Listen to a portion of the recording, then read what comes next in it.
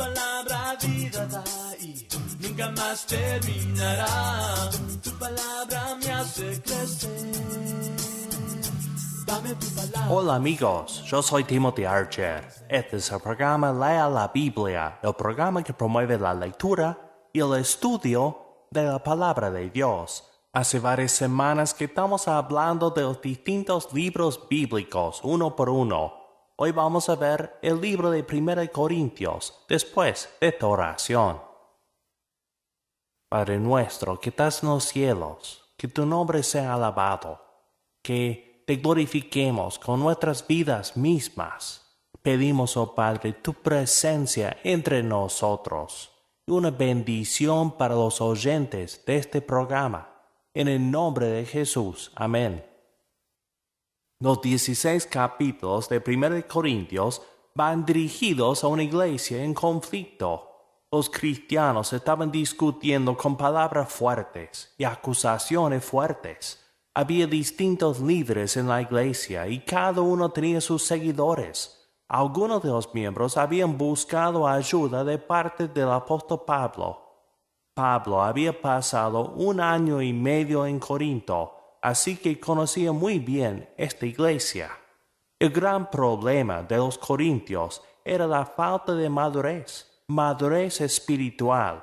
Esa falta de madurez se expresaba en distintas formas, incluyendo las divisiones en la iglesia, la inmoralidad, los pleitos y los prejuicios, el orgullo y la jactancia, los abusos en la cena del Señor y la confusión en el culto, y muchos problemas más. Su falta de madurez se expresaba también en una obsesión con los dones milagrosos, sobre todo el hablar en lenguas. Ellos no se daban cuenta de que el mero hecho de que existían las lenguas en su iglesia era señal de su falta de madurez.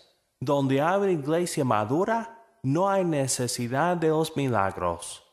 Pablo enfatiza que la iglesia es el cuerpo de Cristo. Enseña que la disciplina es esencial dentro de la iglesia y que el orgullo y la disensión la pueden destruir.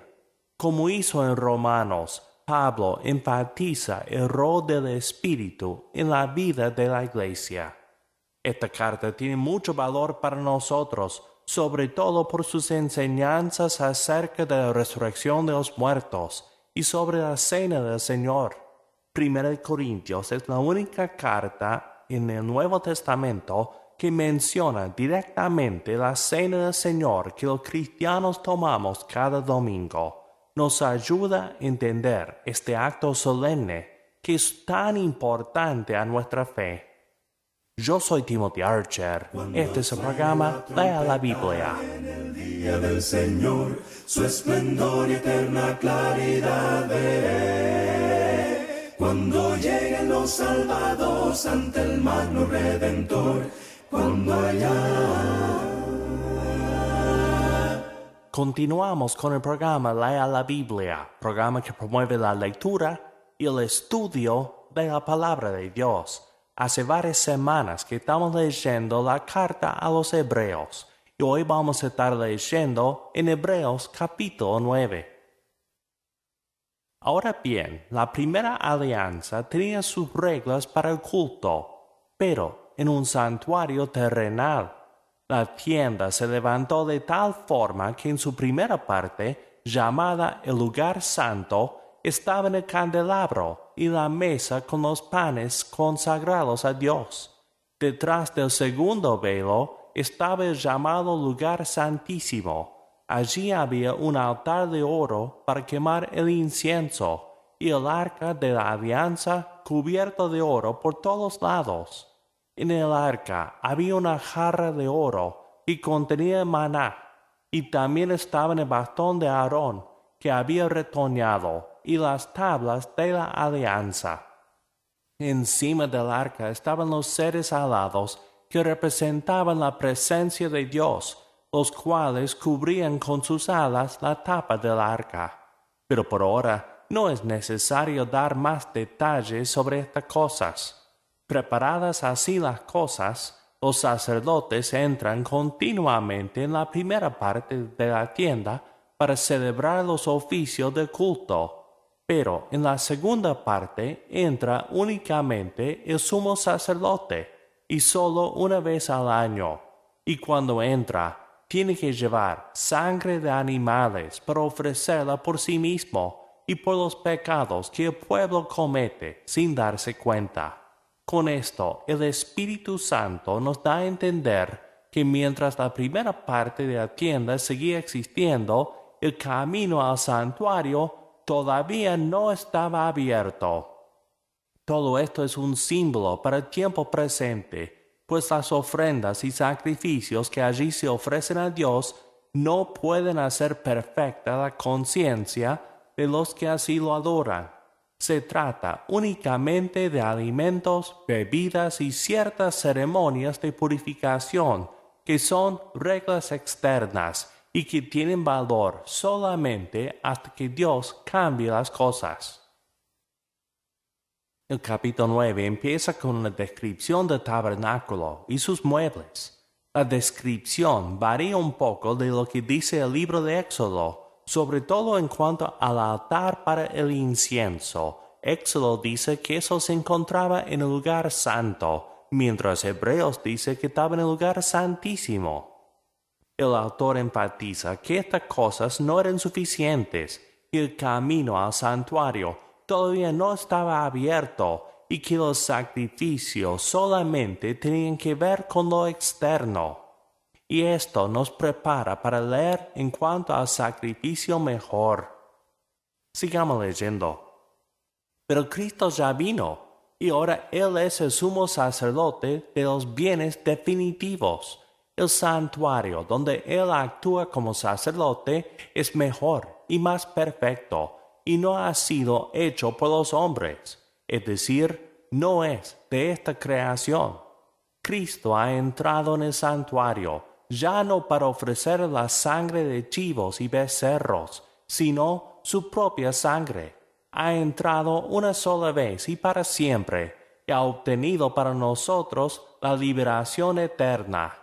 Es verdad que la sangre de los toros y chivos y las cenizas de la becerra que se queman en el altar, las cuales son rociadas sobre los que están impuros, tienen poder para consagrarlos y purificarlos por fuera. Pero si esto es así, ¿cuánto más poder tendrá la sangre de Cristo? Pues por medio del Espíritu Eterno, Cristo se ofreció a sí mismo a Dios como sacrificio sin mancha, y su sangre limpia nuestra conciencia de las obras que llevan a la muerte, para que podamos servir al Dios viviente. El sacrificio de Cristo se ofreció en un santuario mejor, un tabernáculo perfecto.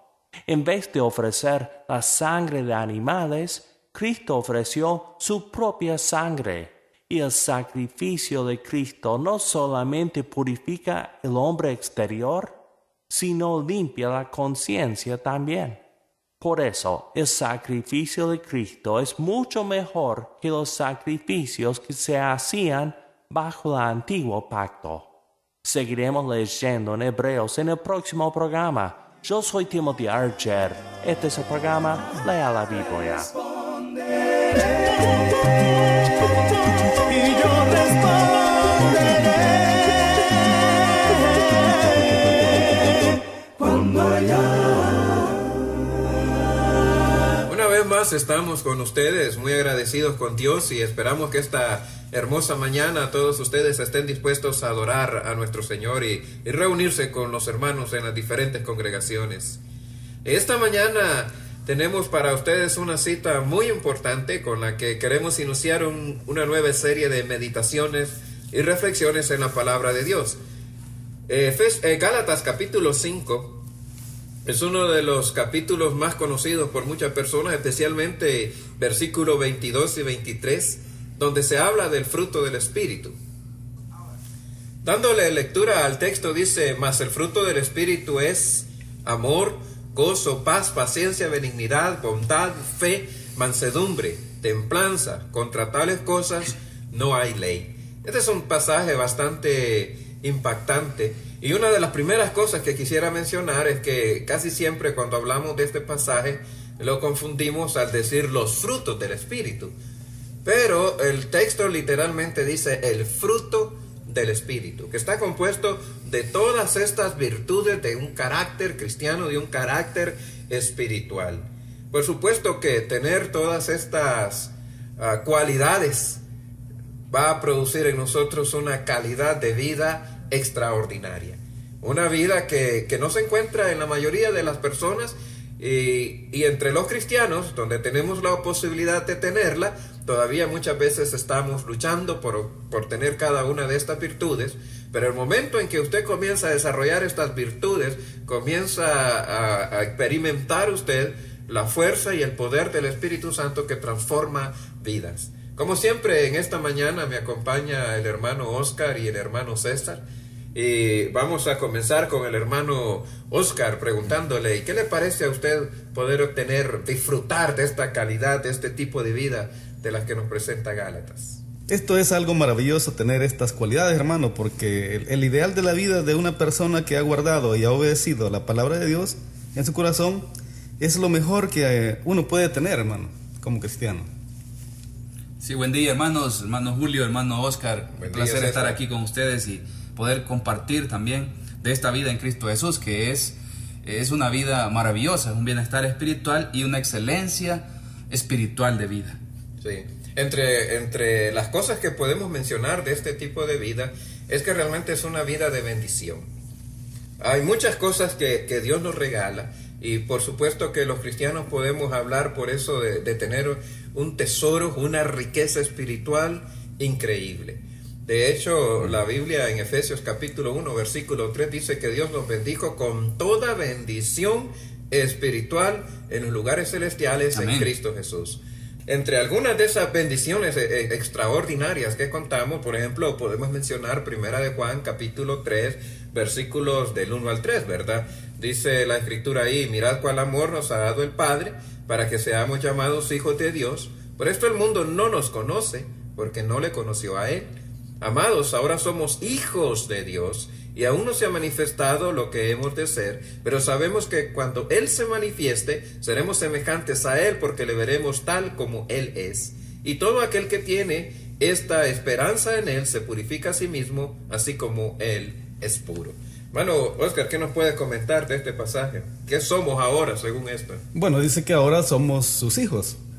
Esta naturaleza de hijo, ¿verdad? Es una filiación o calidad de hijo que tenemos, y se limita solo al creyente que ha obedecido, y los demás pues se limita a hacer creación. Por otra parte dice que también fuimos bautizados y partícipes en su muerte, en su sepultura y su resurrección. Hermanos, el primer nacimiento físico al venir a este mundo, eso no basta. Todas las personas nacen, pero se necesita de un nacimiento espiritual, hermano, un nacimiento en la que pueda trascender, como la que se habla en Juan capítulo 3, versículos 6 al 8, en el caso de Nicodemo. Nicodemo era un hombre diestro en la enseñanza del Antiguo Testamento.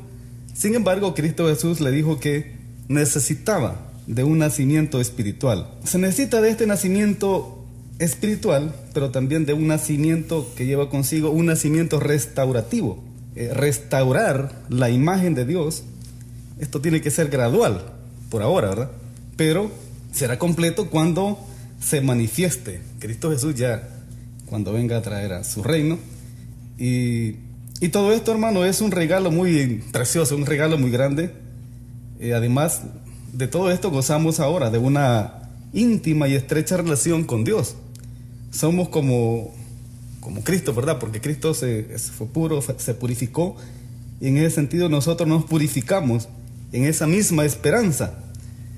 Y todo esto, hermano, sucede al momento de ser bautizados. En pocas palabras, usted me está diciendo que ser hijo de Dios, aparte de ser un privilegio, significa también representar o manifestar el carácter de Dios. En este caso, como hijos de Dios, somos hermanos de Cristo. Cristo es puro y nosotros debemos también reflejar esa misma característica. Sí. Pues somos hermanos de Cristo, hijos de Dios. Entonces, algún parecido tenemos que tener, ¿verdad? Pues los hijos se parecen a sus padres, los hermanos son parecidos también, tienen cualidades semejantes, en este caso las cualidades espirituales, y este pasaje de 1 Juan 3 apunta especialmente a que es la pureza la que nos caracteriza, ¿verdad? Por supuesto que usted ha mencionado algo del bautismo. Ahora, el bautismo es otra de las bendiciones espirituales que tenemos. ¿Qué nos puedes comentar acerca de esto, César? Sí, considerando lo que la Biblia dice en Romanos 6, 3 y 4, es una experiencia muy bonita poder compartir con Cristo. Nos unimos con Cristo en su muerte, sepultura y resurrección. Asimismo dice Gálatas 3, 26 al 27, que llegamos a ser hijos de Dios. Y esto es muy bonito porque al participar de estas bendiciones, también Dios nos da el Espíritu Santo, lo cual en verdad es una experiencia maravillosa. Su servidor, cuando tenía 12 años recién cumplidos, tuvo la oportunidad de escuchar el Evangelio. Ya hace algún tiempito, ¿verdad? Sí, hermano, ya hace ratito, ya hace exactamente 22 años atrás. Pero la bendición de Dios, pues, porque me sentía yo triste, me sentía angustiado, como una persona, como un preso que lo van a meter a la cárcel, pero que después del bautismo me sentía como una plumita, libre, tranquilo, sin cargo de conciencia, feliz, una felicidad enorme, porque Dios me había perdonado mis pecados y me había regalado el Espíritu Santo para tener vida, esa vida espiritual, esa vida maravillosa. De hecho, pues al tener esta bendición,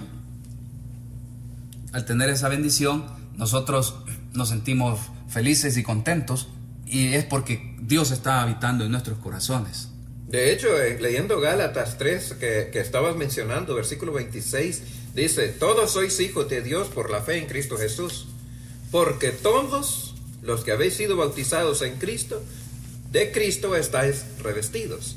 Entonces se nota que ser hijo de Dios, según la porción que estamos leyendo de la Escritura, está relacionado con el bautismo en Cristo Jesús.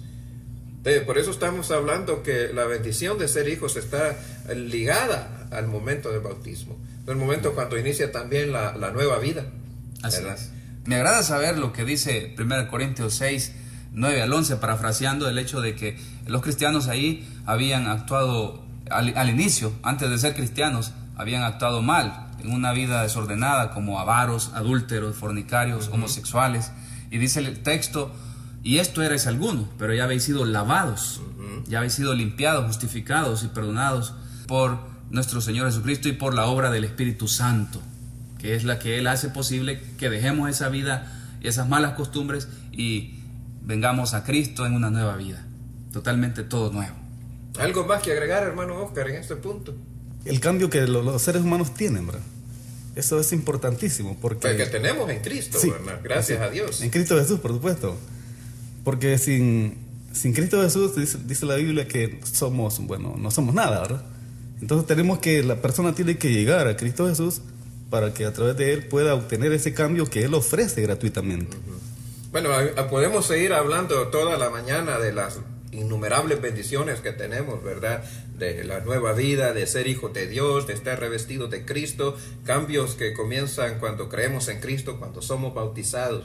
Pero realmente estábamos pensando en llegar al punto de hablar de una de las grandes bendiciones que tenemos, y esta es la bendición de tener el Espíritu Santo. Amén. Uno de los pasajes que todos nosotros deberíamos de conocer se encuentra ahí en San Lucas capítulo 11 y el versículo 13, donde leemos de la siguiente manera. Dice: pues si nosotros, siendo malos, estas son palabras de Jesús, siendo malos, si vosotros siendo malos sabéis dar buenas dádivas a vuestros hijos, cuánto más vuestro Padre Celestial dará el Espíritu Santo a los que se lo pidan. Eso me hace recordar también, recordando así, parafraseado, Santiago 1:17, donde dice que toda buena dádiva y todo don perfecto viene de lo alto, del Padre de las luces, ¿verdad? Entonces, como estamos hablando, recibir bendiciones, ¿verdad? Pues todas las bendiciones vienen de Dios. Amén. Y la bendición de la que habla San Lucas, de la que habla Cristo, y San Lucas lo cita, es la bendición del Espíritu Santo. para todos los creyentes. Y el Espíritu Santo, como hemos mencionado anteriormente, produce en nosotros esta transformación de vida.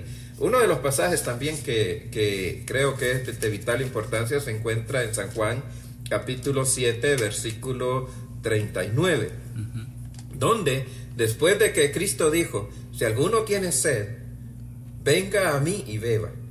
Y el que cree en mí, como dice la Escritura, de su interior correrán ríos de agua viva.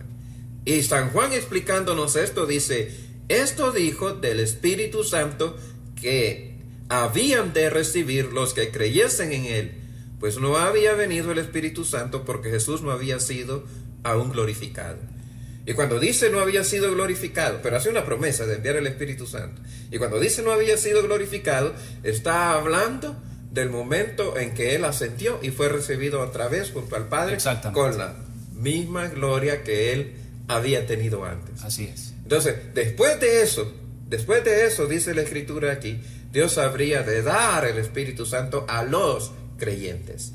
Y yo estoy seguro que César recuerda cuándo sucedió eso.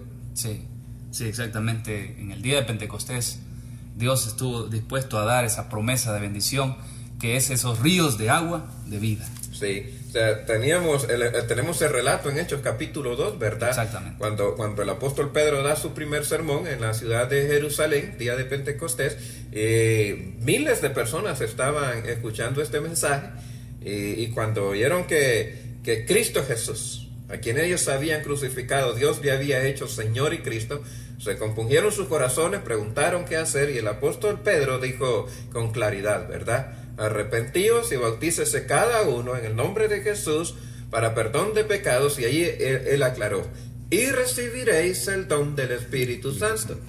No es algo que nosotros hacemos de crear el Espíritu Santo o traerlo. Dice, recibiréis significa que ese regalo que Dios nos da en cumplimiento a la promesa que Cristo nos había dado. Amén. Entonces, este Espíritu Santo es una de las grandes promesas que nosotros tenemos. Ahora hay ciertas preguntas que hacernos a este respecto. ¿César? Sí. ¿Qué espera Dios ahora de nosotros? Esa sería una pregunta importantísima. Sí, cada creyente con el Espíritu Santo tiene que producir algo, ¿verdad? Exactamente. ¿Y cuál es nuestra más grande responsabilidad delante de Dios? Bueno, para contestar esa pregunta, ¿sí, hermano? Sí, para contestar esa pregunta, sí, vamos a hacer una pausa y luego regresamos. Correcto. Es la roca de mi ser, es el que da paz a mi corazón, es el sol que ilumina mi vida, si lo es. Su dulce nombre es Jesús, por siempre lo cantaré, lo esperaré, porque Él es mi Salvador. En mi corazón tengo a Cristo, de la mano voy con Él hasta el cielo. Yo cantaré que tengo un amigo cuyo nombre es Jesucristo. Hoy le doy mi corazón. Es la roca de mi ser, es el que da paz a mi corazón, es el sol que ilumina mi vida, si lo es. Su dulce nombre es Jesús, por siempre lo cantaré, lo esperaré, porque Él es mi Salvador. Dice la palabra del Señor para contestar estas preguntas: si una de mis ramas no da uvas, mi Padre la corta, pero limpia las ramas que dan fruto, para que den más fruto. Si ustedes dan mucho fruto y viven realmente como discípulos míos, mi Dios estará orgulloso de vosotros. Ustedes no fueron los que me eligieron a mí, sino que fui yo quien los eligió a ustedes. Les he mandado que vayan y sean como las ramas que siempre dan mucho fruto. Así mi Padre les dará lo que ustedes le pidan en mi nombre. San Juan capítulo 15, versículo 2, 8 y 16, el Evangelio de Juan. Es maravilloso lo que dice el Señor Jesús, que Dios va a estar trabajando a través de su palabra, a través del Espíritu Santo, para poder reconstruir esa vida nueva en Cristo Jesús. Él está dispuesto a ayudar, a limpiar, a trabajar en el corazón de cada uno de sus hijos, si estos están dispuestos también y dan fruto. Si no, realmente viene ahí el castigo de Dios. Cortar realmente lo mejor en cuanto a esto es poder dar fruto para que Dios siga obrando en nuestro corazón y de esa manera sigamos teniendo las promesas de Dios, las bendiciones de Dios como responsabilidad de ser cristianos. Aparte de esto, nuestro hermano Oscar también va a agregar a esta pregunta algo más, una respuesta basado en un pasaje de la Escritura.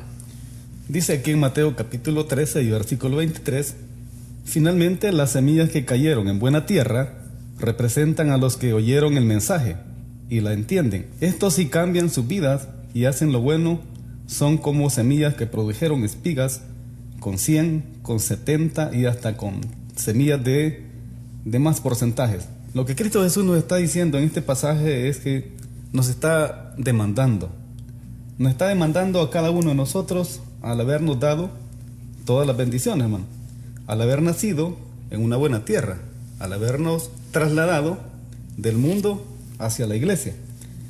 Y es que realmente, hermano, el hecho de que nosotros hayamos obtenido todas estas bendiciones, teníamos la obligación de producir algo más. Aquí en la zona del centro de nuestro país, en una zona que se llama Zapotitán, Ciudad Arce y San Pablo Tacachico son terrenos de alto rendimiento para producir en cuanto a la agricultura. Hay otros terrenos que no lo son. De igual manera, nosotros los cristianos, cuando Cristo Jesús nos ha trasladado a este lugar de muchas bendiciones, ¿y qué pasaría si en vez de producir lo que Él nos demanda que nosotros produzcamos, producimos otra cosa, hacemos otra cosa? Bueno, Cristo Jesús nos va a demandar con un castigo. Entonces, esas tierras, hermano, son demasiado elevadas, son caras. Para cada uno de nosotros somos caros, para Cristo Jesús somos caros, porque hemos sido comprados con la preciosa sangre de Cristo Jesús. Así es. Y es que producir, hermano, es algo que nosotros que debemos hacerlo, y dice el pasaje, con un porcentaje óptimo, excelente, y que seamos cristianos productivos, de alto rendimiento y de buena calidad. O sea, lo que producimos debe ser de buena calidad, hermano. Bueno, siguiendo con nuestra meditación, y ya para concluir, hay que recordar que todas estas bendiciones de Dios, como bien han ustedes ya señalado, tienen una responsabilidad de parte de nosotros. Tenemos privilegios, pero también tenemos responsabilidades, y la nuestra es producir fruto. Ahora, de acuerdo con Gálatas 5:16, por ejemplo, cuando hablamos de la bendición del Espíritu Santo, Gálatas 5:16 dice: digo pues, andad en el Espíritu y no satisfagáis los deseos de la carne. Entonces, una persona va a producir el fruto esperado, al 100%, al 60%, ¿verdad? Va a ser una rama muy productiva, pero hay que andar en el Espíritu Santo. Eso significa, por supuesto, como más adelante el texto explica, apartarse de todas las cosas que son pecaminosas, los deseos de la carne, ¿verdad? Y por supuesto las obras de la misma carne, el adulterio, fornicación, mentiras, todas estas cosas, y comenzar a producir este fruto del Espíritu. Pero hay que andar en el Espíritu Santo. Más adelante en el versículo 18 dice: pero si sois guiados por el Espíritu, no estáis bajo la ley. Entonces, otra de las cosas es: usted anda en el Espíritu, usted es guiado por el Espíritu. En este caso, usted tiene que ser obediente. El Espíritu quiere guiarnos para que produzcamos fruto. Entonces, muchas personas dicen: hermano, ¿por qué yo no tengo estas cualidades de amor, de paciencia, templanza?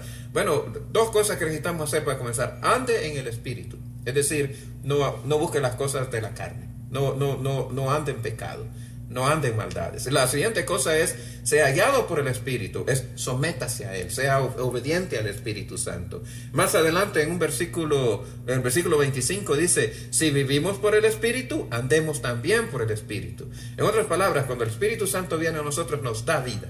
Pero la vida del Espíritu Santo es para que andemos junto con Él. Eso quiere decir que nuestras prácticas de cada día deben de ser espirituales, ¿verdad? ¿Tenemos un pensamiento más con César? De manera que nuestros pensamientos, nuestro tiempo, nuestras energías, todos nuestros deseos y todo lo que podamos hacer debe ser el ocuparnos en estas cosas: andar en el Espíritu, ser guiados por el Espíritu, vivir en el Espíritu.